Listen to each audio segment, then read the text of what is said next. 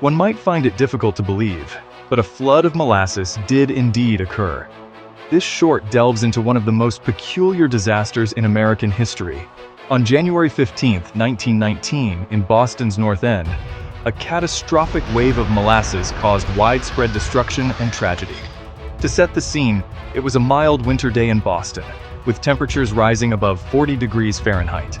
A massive tank, 50 feet tall and 90 feet in diameter, stood near the harbor, containing 2.3 million gallons of molasses. The large quantity of molasses was not merely for culinary purposes. It can be fermented to produce ethanol, the active ingredient in alcoholic beverages and a key component in munitions. At 12:30 p.m., with a sound resembling thunder, the tank ruptured. A wave of molasses, 25 feet high, surged through the streets at 35 miles per hour. This speed exceeded that of most individuals' running capabilities, resulting in immediate and severe devastation.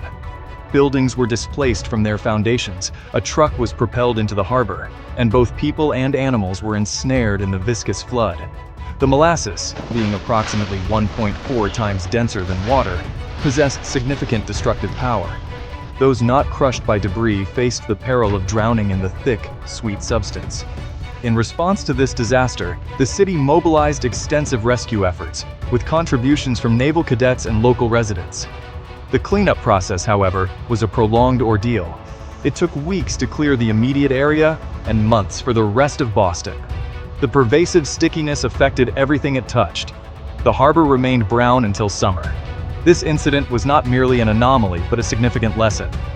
The subsequent legal proceedings were groundbreaking, marking one of the first class action lawsuits in Massachusetts, and setting a precedent for modern corporate regulation.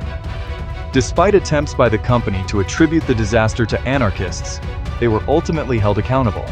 This disaster serves as a stark reminder of the critical importance of engineering standards and corporate responsibility.